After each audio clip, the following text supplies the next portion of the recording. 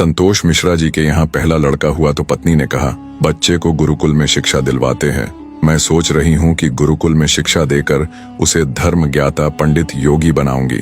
संतोष जी ने पत्नी से कहा, पंडित्य पूर्ण योगी बनाकर इसे भूखा मारना है क्या? मैं इसे बड़ा अफसर बनाऊंगा ताकि दुनिया में एक कामयाबी वाला इंसान बने। संतोष जी सरकारी बैंक में मैनेजर के पद पर थे। पत्नी धार्मिक थी और इच्छा थी कि बेटा पांडित्य पूर्ण योगी बने, लेकिन संतोष जी नहीं माने। दूसरा लड़का हुआ तो फिर पत्नी ने जिद की। संतोष जी इस बार भी न माने। तीसरा लड़का हुआ, पत्नी ने फिर जिद की, लेकिन संतोष जी एक ही रट लगाते रहे, कहाँ से खाएगा, कैसे गुजारा करेगा, और नहीं माने। चौथा लड़का हुआ। इस बार पत्नी की जिद के आगे संतोष जी हार गए और अंततः उन्होंने गुरुकुल में शिक्षा दीक्षा दिलवाने के लिए वही भेज ही दिया। अब धीरे धीरे समय का चक्र घूमा। अब वो दिन आ गया जब बच्चे अपने पैरों पे मजबूती से खड़े हो गए। पहले तीनों लड़कों ने मेहनत करके सरकारी नौकरियां हासिल कर ली।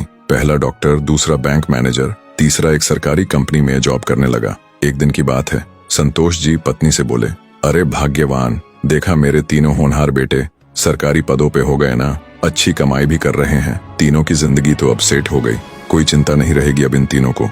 लेकिन अफसोस, मेरा सबसे छोटा बेटा गुरुकुल का आचार्य बनकर घर घर यज्ञ करवा रहा है, प्रवचन कर रहा है। जितना वह 6 महीने में कमाएगा उतना मेरा एक बेटा 1 महीने में कमा लेगा। अरे भाग्यवान, तुमने अपनी मर्जी करवाकर बड़ी गलती की।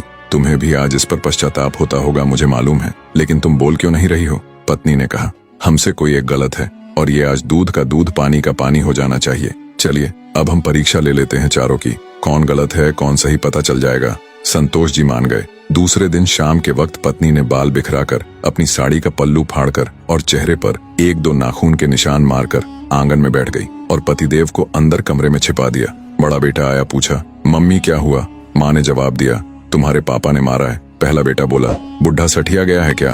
कहाँ है, बुलाओ तो जरा। माँ ने कहा, नहीं है, बाहर गए हैं, आए तो मुझे बुला लेना, मैं कमरे में हूँ, मेरा खाना निकाल दो, मुझे भूख लगी है। ये कहकर कमरे में चला गया। दूसरा बेटा आया और पूछा तो माँ ने वही जवाब दिया। दूसरा बेटा बोला, क्या पगला गए हैं इस बुढ़ापे में? उनसे कहना चुपचाप अपनी बची खुची जिंदगी गुजार ले, आए तो मुझे बुला लेना, और मैं खाना खाकर आया हूँ, सोना है मुझे, अगर आए तो मुझे अभी मत जगाना, सुबह खबर लेता हूँ उनकी। ये कहकर वो भी अपने कमरे में चला गया। तीसरा बेटा आया, उसने भी पूछा तो आगा बबूला हो गया। इस बुढ़ापे में अपनी औलादों के हाथ से मार खाने वाले काम कर रहे हैं, उन्होंने तो मर्यादा की सारी हदें पार कर दी। यह कहकर वह भी अपने कमरे में चला गया। संतोष जी अंदर बैठे बैठे सारी बातें सुन रहे थे। ऐसा लग रहा था कि जैसे उनके पैरों के नीचे से जमीन खिसक गई हो और उनके आंसू नहीं रुक रहे थे। किस तरह इन बच्चों के लिए दिन रात मेहनत करके पाला पोसा, उनको बड़ा आदमी बनाया, जिनकी तमाम गलतियों को मैंने नजरअंदाज करके आगे बढ़ाया, और ये ऐसा बर्ताव अब तो बर्दाश्त ही नहीं हो रहा।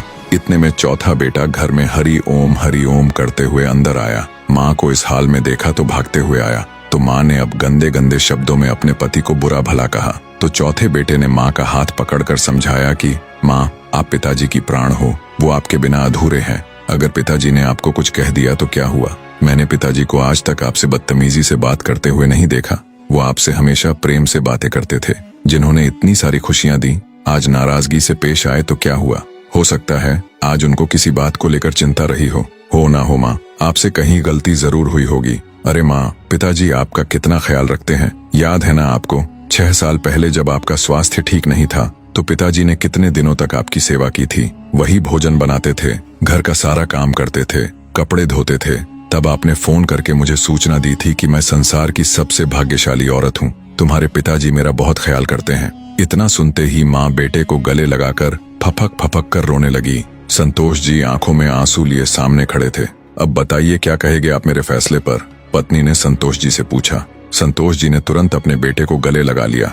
संतोष जी की धर्मपत्नी ने कहा, ये शिक्षा इंग्लिश मीडियम स्कूलों में नहीं दी जाती। माँ बाप से कैसे पेश आना है, कैसे उनकी सेवा करनी है, ये तो गुरुकुल ही सिखा सकते हैं, जहाँ वेद गीता रामायण जैसे ग्रंथ पढ़ाए जाते हैं, संस्कार दिए जाते हैं। अब संतोष जी को एहसास हुआ, जिन बच्चों पर लाखों खर्च करके डिग्रियां दिलाई, वे सब जाली निकले। असल में ज्ञानी तो वो सब बच्चे हैं जिन्होंने जमीन पर बैठकर पढ़ा है। मैं कितना बड़ा नासमझ था। फिर दिल से एक आवाज निकलती है, काश मैंने चारों बेटों को गुरुकुल में शिक्षा दीक्षा दी होती। स्कूलों में अगर संस्कार और उदारता की दीक्षा नहीं दी जा रही है तो वह स्कूल नहीं, केवल धंधा और व्यापार के केंद्र है।